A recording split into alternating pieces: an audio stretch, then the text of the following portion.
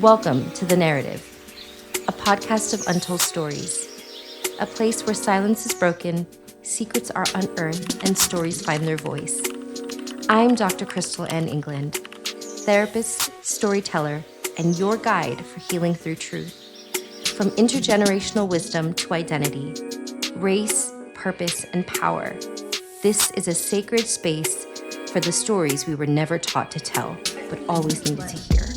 Because healing begins when our stories are spoken.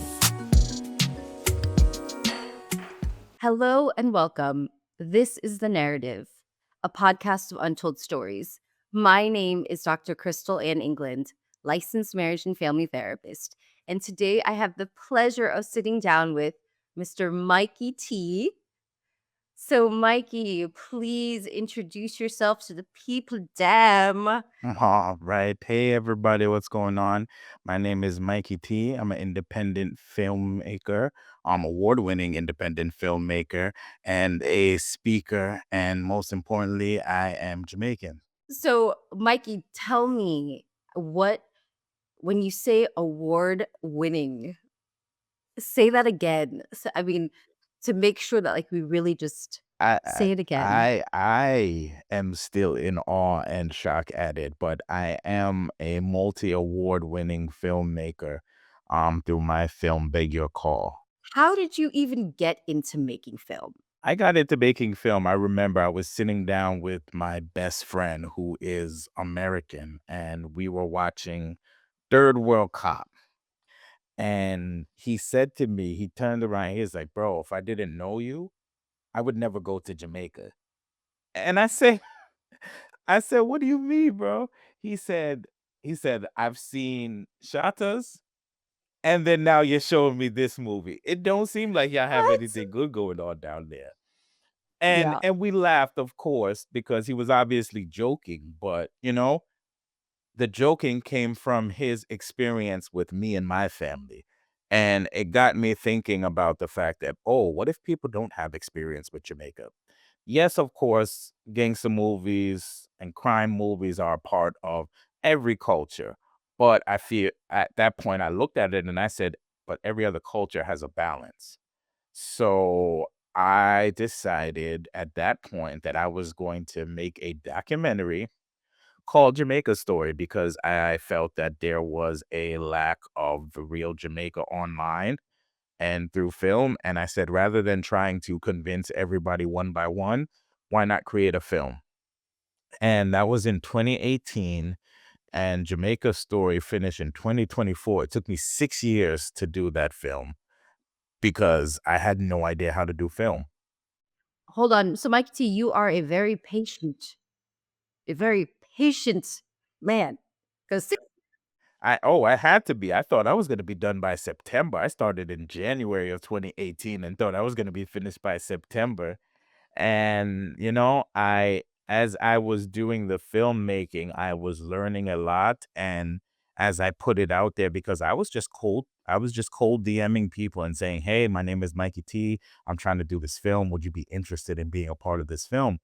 And I was reaching out to people and I was putting snips and content out online. And then people started to connect with me who were filmmakers and understood film a little bit more than me and cameras and lighting and those type of things. And it was just a process. And even through my filming, COVID-19 happened. And I made a decision at that point. I was like, hey, do I love Jamaican culture or do I love Jamaica? so there's a difference. Oh, yes, I can love being Jamaican and Jamaican culture, and I can stay here in America where I am, and I can wave the flag, and I can go to the Labor Day parade, and I can, you know, I can wear Clarks, and I can make sure I eat oxtail and those things. But the question is, do I love the country of Jamaica? Do I love the origin, the soil, the people that are there? Do I care Hmm. about what's going on? And during COVID-19, a lot of people, of course, lost their jobs and their livelihoods due to the Hmm. interruption of tourism. And I remember how my heart sank when they told me that I couldn't go back to Jamaica and I didn't know when I was going to be able to go back.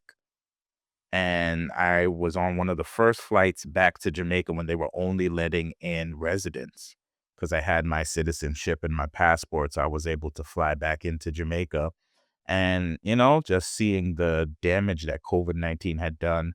And during that time, I paused production and I started doing care packages to give to the people in my community.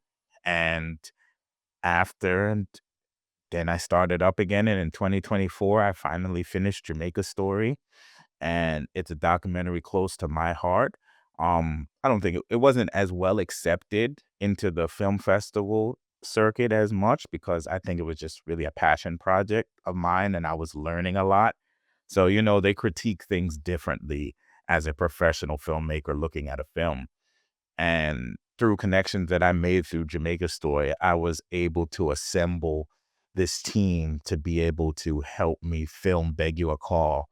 And I started filming Beg You a Call last year, September, or the year before September, because I had to film one half in Jamaica and the other half in New York. So I put together a ragtag team, and a lot of people don't talk about it, but for a very micro budget of about $6,000, I was able to put together that film. But I think this speaks to I think you and I talked a little bit about this when, the divine puts something on your heart,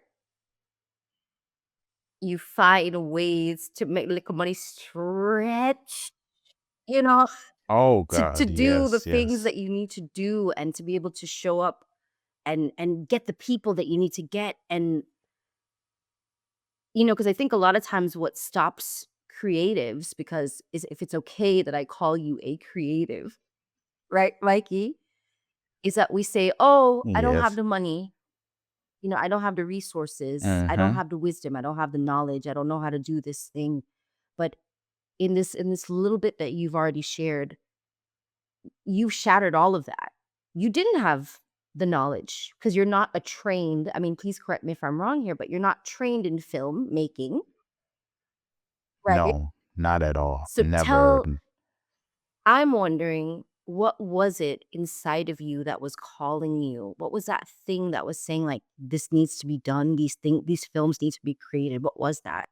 I think, especially in the day and age that we're in with social media, film is a very important thing. And most people don't think of social media, TikTok, Instagram, stuff like that, but it is film.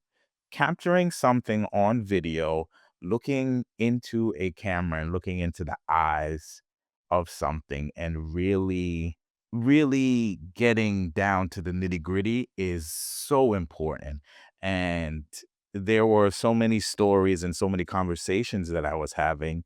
And I said to myself, well, these conversations need to be had. And how can I have them with the most amount of people possible? And film was just that avenue because, sometimes we do get tired, sometimes we do get worn out. So we're not going to be able to have a great conversation with everybody every time at every place. But, even in those moments of hurry or even in those moments of low output, you can say, oh, here's a film that I did.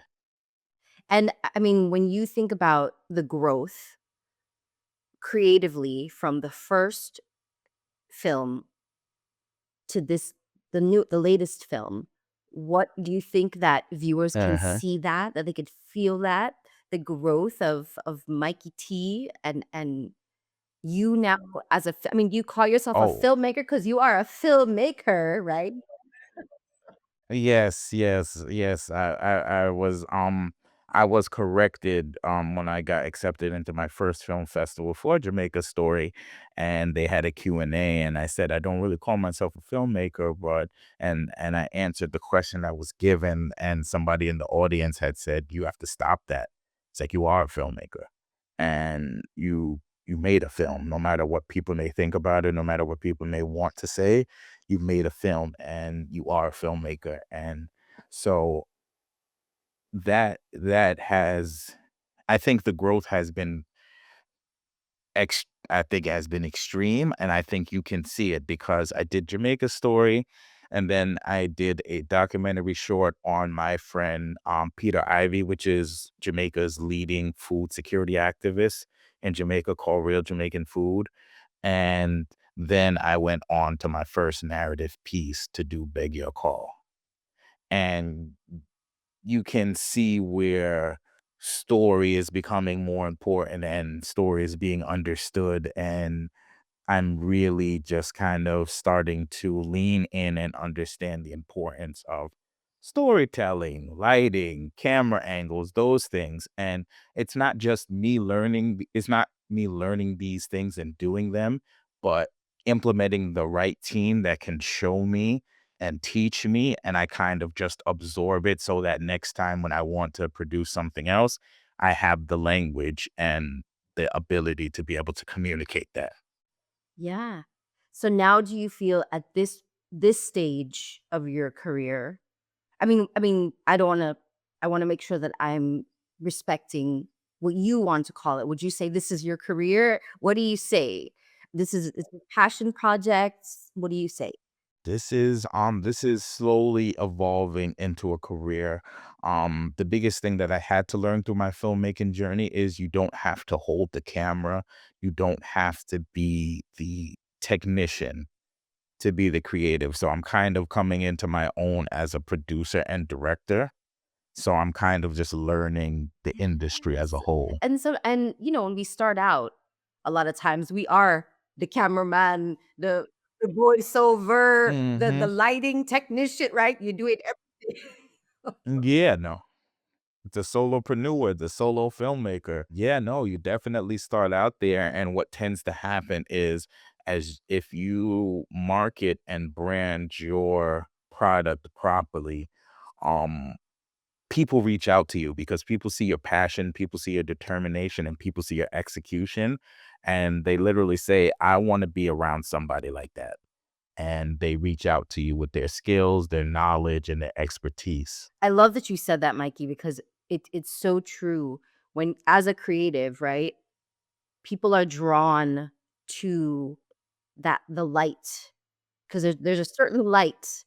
But I also Hmm. think that sometimes, in my experience, for creatives too, there's sometimes access to the darkness too, right? You know what I mean?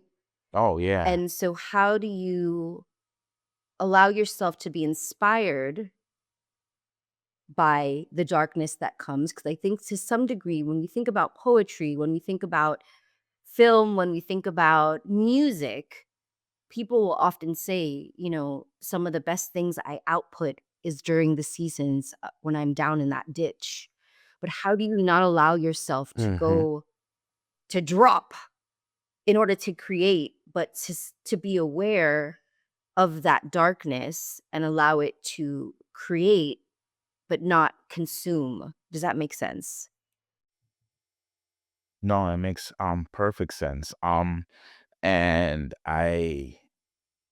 I think about it the same way that I think about therapy. Um, in therapy, you have to be able to acknowledge the darkness that you're feeling. You have to be able to acknowledge how you feel in that darkness, but you have to know that expressing it and feeling it is the journey of getting out of it.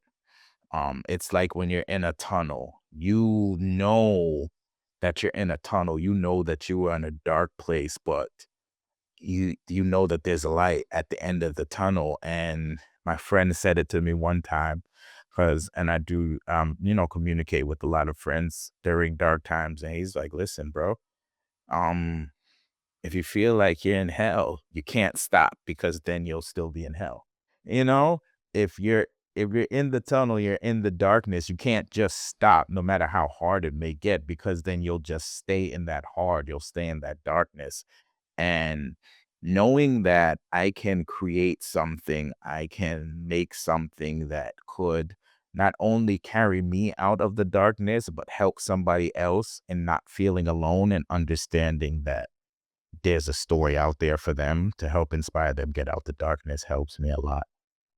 I love that, Mikey. And I'm wondering, when you obviously I love stories, hence why I have this podcast. But where did you first learn that you were a lover of stories? Like, where did that come from for you? It came from my family. It came from always listening to the stories that my family spoke of back in Jamaica. My aunts, my uncles, stories of them growing up in Mount Airy, where they come from. And I've always had this desire. It's like, oh, if I could just be a fly on the wall for some of these stories. If there was a time machine that I could just go back through and just observe what life was like. The fascination of a place unseen and really only connected through story that has always touched my soul. And that's where I've always felt comfortable. And I just found a way to be able to turn that into something that could lead to a career. Was there a moment though, Mikey, that you felt something calling you to come and bring forth these stories? It was just that simple moment sitting down with my friend, and I said, you know what? I talk a lot about Jamaica. I talk about a lot about my culture. And like I said, instead of having to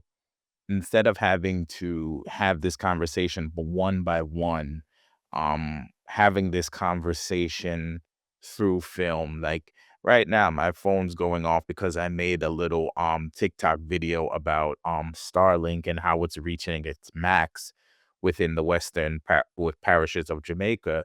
And people are commenting and engaging and having conversations on that post right now about an idea that I had. But, I'm not a part of that conversation right now, but I'll be able to address that later. Like having that freedom to have your work out there and engage people. And when the time is right for you, you having the ability to come back and re-engage. It's amazing. Is amazing. And that, I think we are very lucky in the time that we are in existence right now, because for many of us, our parents, they didn't have access to the endless stories that are available online, Of right? course. And it's a blessing and a We curse. have that. Yeah, it is. It is, because some of the stories are like, okay, this is one I don't want to hear. Yep. Right? Like, la, la, Hmm. la, la, la. But then there are other stories that you walk away and you go, oh my goodness, I didn't even know that was happening. I've never even heard of this. Like you said, to be in a land, I can't remember your exact verbiage, but essentially a place that you've never visited, right? And to hear those stories of Uh-huh. places that we could only imagine, but places that we've never been to, and to hear, I don't know if you remember, I'm sure you probably remember this, but during the time when they were getting ready to shut down TikTok, and then Red Note, was it Red Note? Is that the name of Y- it? Came out, and Yeah, it something like all that. of Yeah. these ideas about what we believed China was, the lies we had been fed about China and the communism and the Uh-huh. way that communism looked, and then having actual Chinese showing us, actually Americans, this is what this looks like. Oh, it's so bad, right? Like, look how Of terrible course. we're living over here, Yeah. right? Of course, think about it. Think they did the same thing with Cuba. They do the same thing with Africa when they market Africa. I felt guilty when I watched this show on Netflix called Young Rich Africans. And it's like a guilty pleasure. It's literally basically kind of like the Kardashians, but a bunch of rich Africans. But it's like it shows me into a world of Africa where there is affluent people. There are sports cars, there are designer clothes, there are people who live in abundance. And it's like I feel really bad that I never knew that that existed, and I never thought that that was a reality in Africa. And the same thing happened to me when I watched Top Boy for the first time. I watched Top Boy. I was just like, and I have family in England, and I just remember, yo, bro, what do you mean? They're getting down like that in Peckham? I call my family and they always get so annoyed and laugh at me when I put over. Say, come on, bro, we're selling peas and thinking about this. If you market what you want to market, and when your country has control over what you see and what you observe, you can look at the world the way that you want to see the world. I mean, you can't look at the world the way you want to see it. You look at the world the way they want you to see it. Very And that's very dangerous, dangerous. right? Because then sometimes I struggle, Mikey, because I feel like there's certain things that I have to be careful of saying because of Of my course. platform, Powers right? that All the be. things. But Yeah. then there's this other part of me. I have a group of friends that I've known for many, many years, and they always tell me, they're like, "Calm down, Malcolm," right? Like, "Calm down, Malcolm." Mhm. Yeah, no. Yeah. No, listen. No, you have to be you have to be very careful in this world because there are people, no matter how big you are, no matter how big you feel you are, that can shut you up. And when you don't live in a world where you and your people can control and fund and support, you end up in situations where, you can lose your livelihood. I look at Hot 97, Ebro in the Morning. They're a big syndicated radio show and they just lost their jobs. And he's out saying that it's because um they were very um they were very controversial. They spoke against the far right. They spoke against the far left. They spoke against a lot of political things. And and that's the thing. When you're a part of a private company, they can choose whatever reason to work with you or whatever reason not to work with you. That's why, for me, I've always said I can't be tied or connected to an institution because I want, let's be honest here, we all learned during the time of COVID, if you lived in America as a person that have any kind of tint in your skin, your life is political. So when, I sometimes when we're like, "Oh, I don't wanna talk politics, I don't like politics." We are walking politics because whether or not we want to acknowledge where we are in this world, or how people see us or perceive us, before we even say a word, we walk in, there's already some kind of assumption, some kind of something has already been made simply based on how we look, right? And so,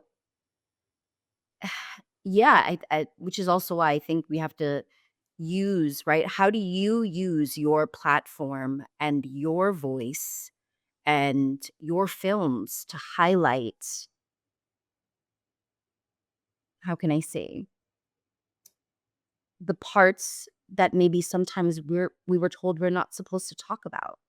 The biggest thing that I do is I just try to stay true to myself, and I try to help people understand the intricacies of life.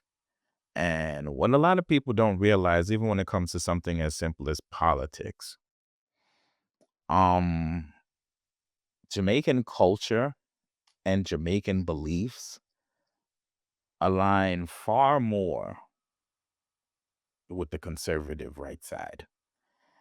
And if it wasn't for certain people on the right with blatant racism, they would have a lot more immigrant votes than they believe. And that's the thing, that's the dance. That's the dance of life. Like there is so much. If you don't understand, you take it offensively. Like, I know that there's a big thing. Like, I remember there was this Dominican, and you heard him say, "I know black, I know black, I know black, I know black," and everybody runs with that joke, like, "Oh, Dominicans don't think they're black." And I remember I spoke with my friend who's Dominican, and he's like, "Bro, she just didn't know how to say African American." Because there is a difference between, you know? when you're Jamaican and you come here, when you're Caribbean and you come to this country, you know that there is a difference between you and Black Americans. And and that's also dealt with the perception of Black Americans because of pop culture, because of rap music, because of the movies that we may portray ourselves into that actually get the wide mainstream views. And that's the thing people don't understand, that it's, if you're not careful, you'll make a dollar bill from another community cause you to ruin your own community. So you have to be, there comes a point where, you have to do you have to do what you have to do until you can do what you want to do. And you just have to know what it is you want to do and how far you're going to go in the things that you don't really agree with until you can get to where you need to be. But I'm so glad that you brought that up, Mikey, because that reminded me when I first went to college. Um, there was this one of my flatmates, right? And I remember her saying, "What are you?" And I just remember I said, "I'm West Indian," right? Because that's what, I guess, if we have to pin it down, that's what I would hear my Mm-hmm. parents say, right? And because at least the way that I was brought up in my family, there it's a lot of mixture, and for a lot of Jamaicans, this a lot of mixture, right? So there's a lot of some of my cousins have hazel eyes. They very fair skin. Some look Chinese, some look right. So, and these are all my first cousins. I never In our family, we never said, "Oh, this one is black and that one is white and this one is Chinese." We never said that because that's not a thing that. So now I'm posed with this question for the first time, and she said, "Do you think you're black?" And I said, "No, I'm West Indian." But to speak on what you're saying about the Dominican woman, I never knew there was a difference because what I meant was I'm not African American because I have no ties here. I'm the first generation. Right? I'm first Yeah. generation in this country. My family don't come from this country. I have no Mm-hmm. roots in this country. I am the first root, Mm-hmm. So I'm not right? black. So Exactly. to I'm not black. me, it was, if you asked if I'm black, I was like, no, I'm not black. I mean African American, and I'm not African American. I'm Jamaican. I'm Guyanese. I have a little bit of Cuban in me. I have a little bit of English in me. I have a little bit of Peruvian. I have a little bit of this, Uh-huh.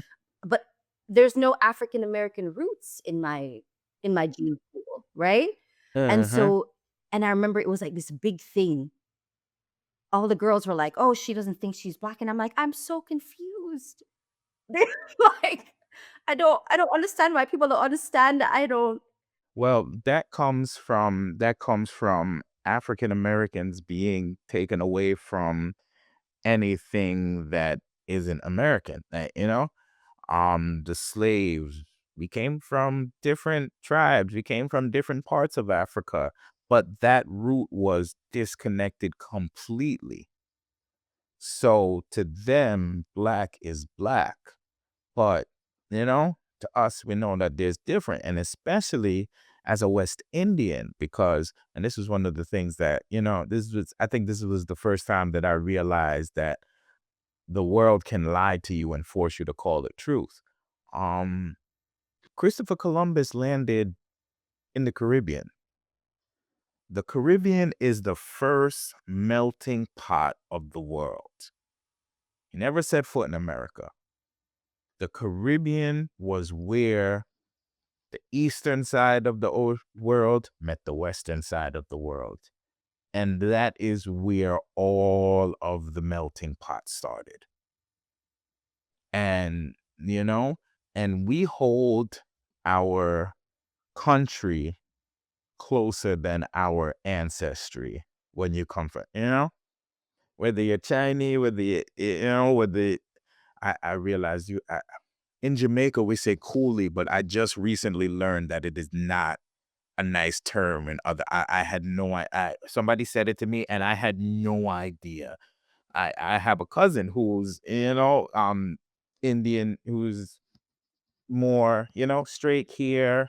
He's black. He still has his African features as well, but we always called him that. But but more Indian features, whether you're Chinese or Indian or what. Oh, I'm Jamaican. What do you mean?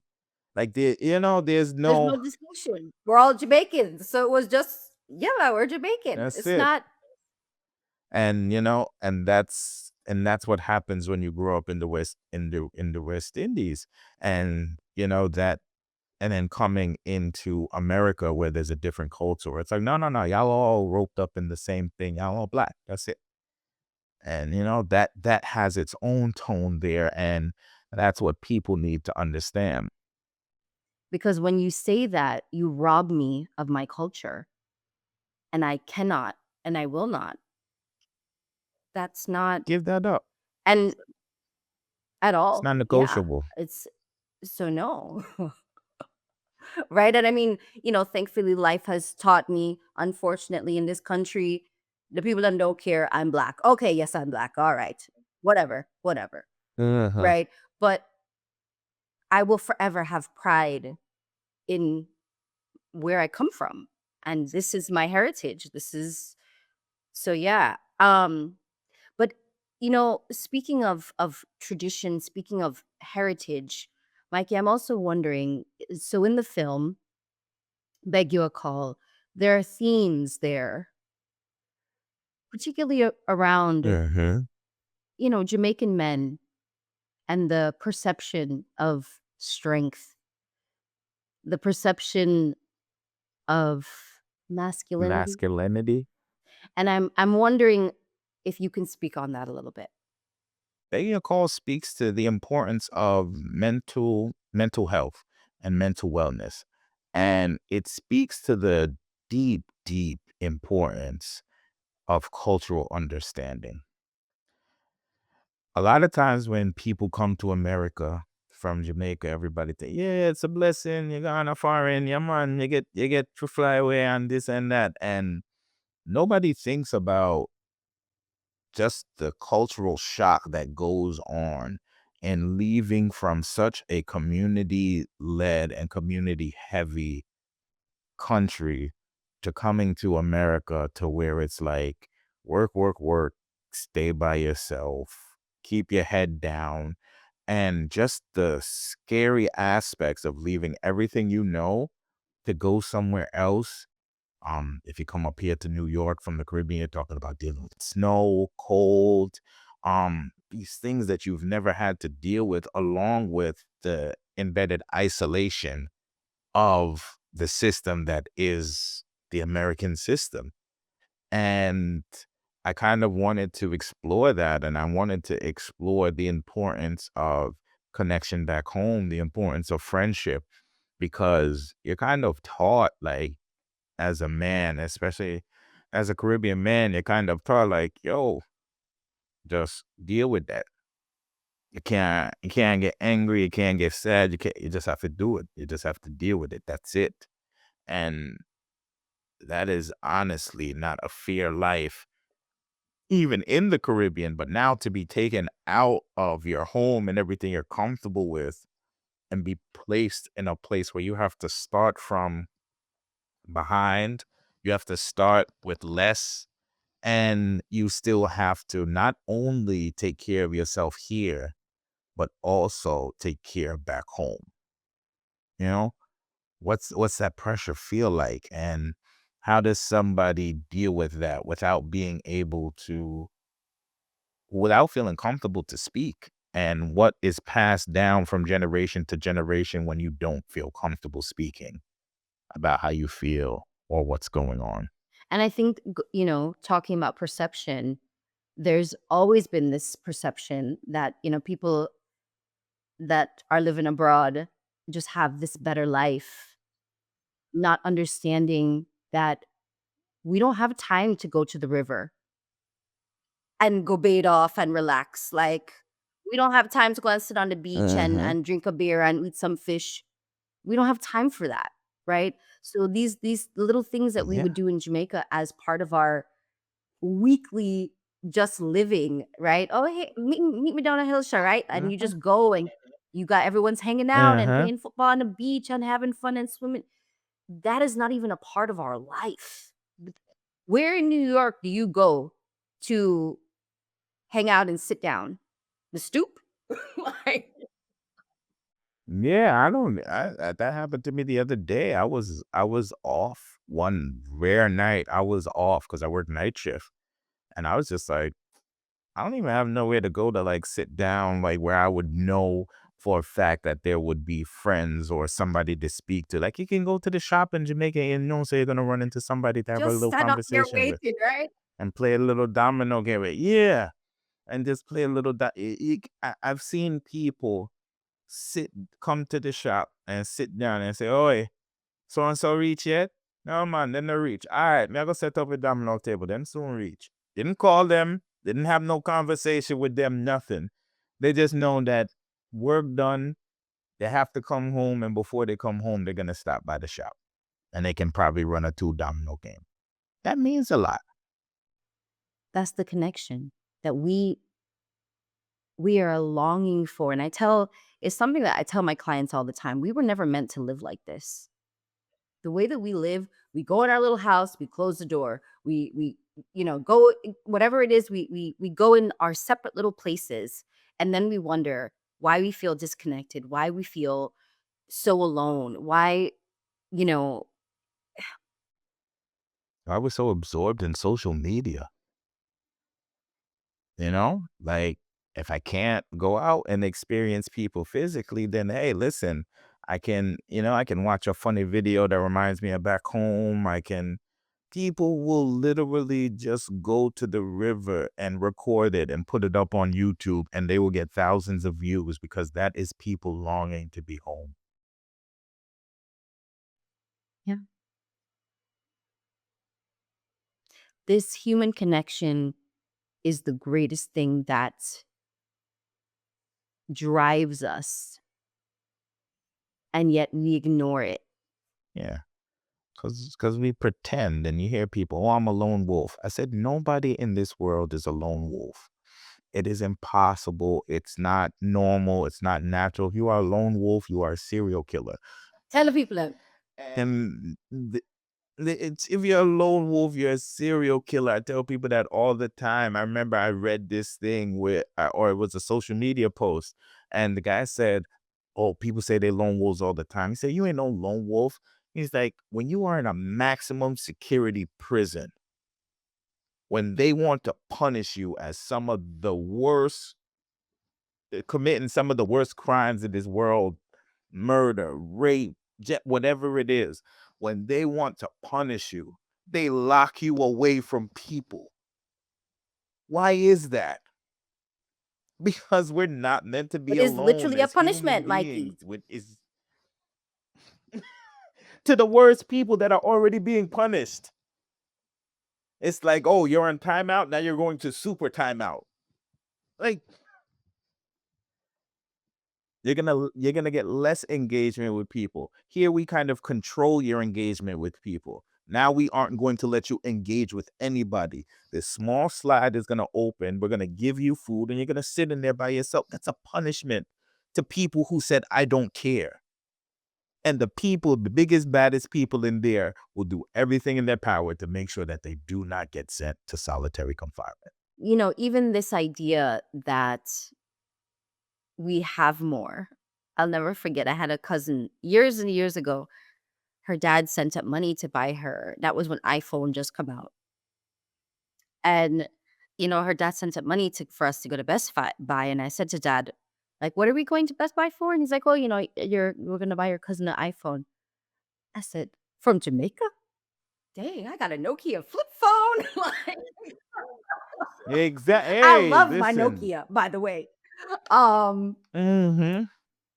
But I don't think people understand that just because we live here, a lot of times we're not walking around in Gucci slides, right? We're not. Mhm. You work so hard that a lot of time, I don't know if you have ever seen that video where the man was talking, there's a Jamaican man, he's talking to his cousin, and he's like, "I was shopping in the Goodwill." Like, like, me. And No, you know how it's Jamaican true. people feel about secondhand clothes. No. Oh gosh, Okay? yeah, don't you dare. So, Yeah. Especially to buy listen. it, much less. But I will say, and this is the dichotomy of just Caribbean culture, there are a group of diaspora members that are to blame for that image that is set on them.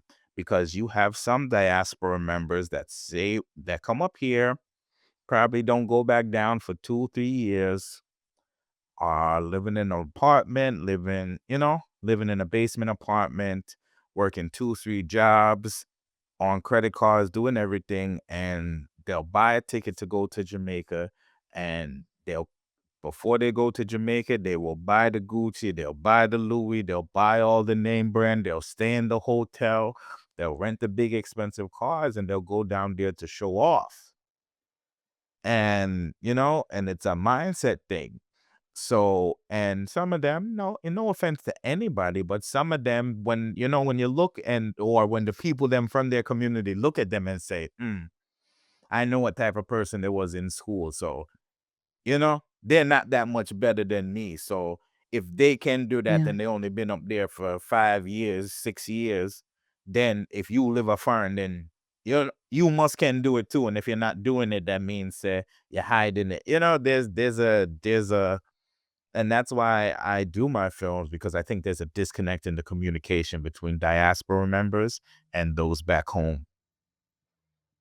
Without But I mean, how do you even think that we begin to shed more truth on that? well, but I think life right now is shedding more truth on that as social media gets more like, coming from foreign doesn't have the same appeal as it did one time. Yo, them come from everybody coming down to check you and stuff, like nobody really doing those type of thing. I think social media has kind of said that kind of a um light on the realities of the situation. But I think if people are more open and having open and honest conversations about what's going on, because remember, we're taught so long ago, you don't talk about your finances, you don't talk about how much money you make, and that's kind of one of the biggest detriments to our society, because we don't fully know what each other are going through. And that's, listen, that's something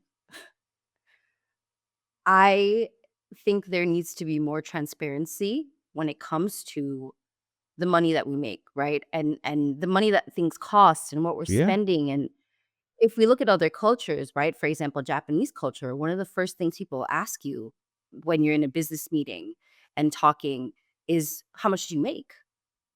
Right? And because that's a very normal conversation, it's not considered rude. But for us, is like, oh, why you in my pockets? Why are you trying to wash my money? And it's like, what?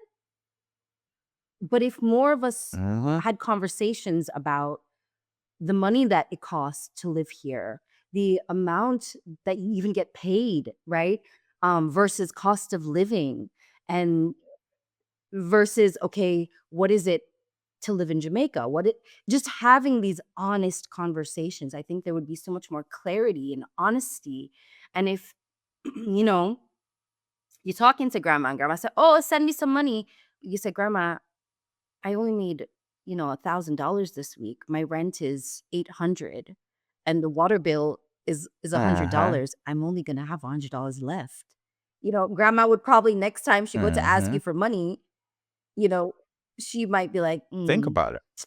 this is the time she have to pay her rent. Let me not ask this week. Let me see at the end of the month or Uh-huh. middle of the month is a little bit better or some, she might be a little bit more thoughtful. But because we don't talk about it, okay, grandma, I'm gonna find a way to send it. We go and take out cash day advance. Hmm. We go in detriment to our own selves, to robbing from Peter to pay Paul. And that's a part of life that we have to get around it. We have to get to a place where we're able to be honest to one another about what is going on in our life and how it's affecting us. Yeah. So, Mikey, let me ask you as we wrap up here, what do you want people to know about your films? What do you think is really important for people to know? And I think the most important thing that people need to understand about my films is I'm really not making these films for Hollywood. I'm not making these films for Netflix. I'm not making these films for the major streaming platforms. I am creating these films because my hope and dream is to be able to get these films within the schools in Jamaica, in the Caribbean, and in the diaspora, where we can start to have conversations that can help change the world. I eventually want to open up a physical space to be able to show short films. Like, every time you go to the movies doesn't have to be Steven Spielberg and doesn't have to be the Avatar and doesn't have to be these grandiose things. Sometimes it feels good to go to the movies and see a film that speaks to you and speaks about people that look and sound like you. Yes, the vision. So, Mikey, what about you? What do you think people need to know about you as the man? I don't want to do all the films myself. I don't want a monolith story. I'm definitely down and willing to help people produce their own original stories. And I think that we should be working together. And I'm more than willing to work with anybody who's looking to try to create a change through film and understanding that it doesn't have to be filmed on a $60,000 camera. It doesn't have to be a film with a $1 million, 3 million, 4 million, $90 million budget. You can take up your cell phone and you can plan out a story and you can tell an amazing story with a cell phone. I love that because you just made it accessible. I don't know one Caribbean person, whether it be Guyanese, Trinidadian, Jamaican, even my Cuban girlfriends. We are storytellers. And I think everybody has that Uh-huh. ability. But I know that in the Caribbean, it is just so deep because we've always had that time to sit around under the coconut tree or underneath the almond tree Uh-huh. and or And it while we're was, playing dominoes or what have you. So yeah, everyone can be, I love that, Mikey, because it's attainable for everyone. We all are storytellers. It's just show up and tell your story. It doesn't have to be this grandiose and thing. we all have a story to tell. I appreciate you so much, Mikey. And I know that so many people are going to resonate with your story. So, is there anything, final words that you would like to tell the people, and where can they find you? Stick true to your story. Nobody can tell a story like you. Me and you can sit down at the same shop and see the same, let's say, we can see the same incident, and the two of us are going to tell the story completely different based on our experiences with the people that are in the incident and whatever. So your story is unique to you and nobody can tell a story like you. So stick to that. If the people want to find me, they can find me on IG at Mikey T Speaks. They can find me on TikTok, Mikey T Speaks. I have a website, www.mikeytspeaks.com. And yeah, I'm here and I'm here for conversations and I'm here for stories. And like I said, if anybody has any interest in partnering and telling a story, I am really excited to find ways to partner with people to tell different stories. Yes, people. So, if you guys have a story to tell, and we all do, go ahead and reach out to Mikey T. And again, like he said, this does not have to be $1 million budget. Tell your story. And I think that's the key here, right? Is that we all have the privilege of telling our story while we're alive. That way, when we dead and gone, can't nobody tell your Change it. story wrong. That's it. And Dr. Ingrid, thank you so much for having this platform. And thank you so much for inviting me and allowing me to tell my story on a different medium. And thank you for all the people that you are allowing healing through hearing these stories expressing themselves on this platform. So definitely thank you for all the work that you're doing. Thank you, Mikey. I appreciate you. I appreciate you. This is my pleasure when I tell you, my pleasure. Thank you, family. This is the narrative of Untold Stories podcast. Go ahead, subscribe if you love what you saw, share, comment, all that good stuff.